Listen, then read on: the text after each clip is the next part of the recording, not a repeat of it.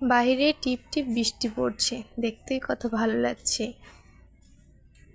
এরকম রিমঝিম বৃষ্টি দেখতে খুবই ভালো লাগে। আমি আমার হাতটা একটু ভিজিয়ে নিলাম, তারপর রান্নাঘরে চলে গেলাম। কি রান্না করব? ভাবলাম আজকে খিচুড়ি রান্না করব।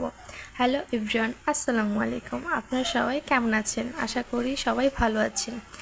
আজকে দুপুরের জন্য আমি মজাদার এই ল্যাটকা খিচুড়িটা রান্না করব।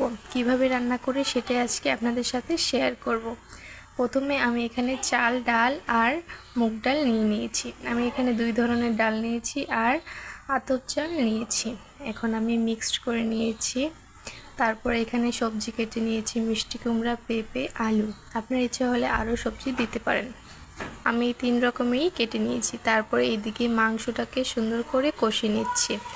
মাংসটা কষানো হয়ে গেছে, তারপরে এখানে আমি সবজিগুলো দিয়ে দিচ্ছি।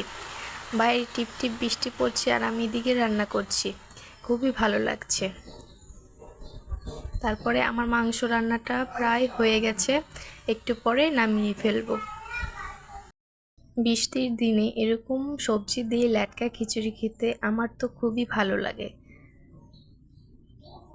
তার জন্য আজকে আমি সবজি দিয়ে মাংস দিয়ে ল্যাটকা খিচুড়ি রান্না করছি। তারপরে আমার মাংসটা রান্না হয়ে গেছে। এখানে আমি চাল ডালটার ভিতরে মাংসটা দিয়ে নিয়েছি। আমার রান্নাটা প্রায় শেষ এখানে, তার জন্য আমি ধনিয়া পাতা আর কাঁচামরিচটা দিয়ে নিচ্ছি। মাশাআল্লাহ, দেখুন দেখতেই কত লোভনীয় লাগছে। মনে হচ্ছে খেতেও খুবই মজাদার হবে। তারপরে এই রান্নাটা শেষ হয়ে গেছে, আমি এখানে নামিয়ে রাখছি। তারপরে এখানে আমি দিয়ে দিব, রান্না শেষ হয়ে গেছে। তারপরে এখানে আমি একটা বোম্বাই মরিচ দিয়ে দিব। বোম্বাই মরিচ দিলে খিচুড়িটার গ্রান খুবই সুন্দর আর খেতেও খুবই মজাদার হয়। এই যে এখন আমি বোম্বাই মরিচটা দিয়ে দিলাম। এখন ঢাকনা দিয়ে দিব। ঢাকনাটা উঠিয়ে ফেললেই অনেক সুন্দর গ্রান আসে। মাশাআল্লাহ, আমার খিচুড়িটা দেখতে যেরকম সুন্দর হয়েছে তার থেকে মনে হচ্ছে খেতেও খুবই দারুণ হবে। তারপরে আমি আমার প্লেটে নিয়ে নিচ্ছি।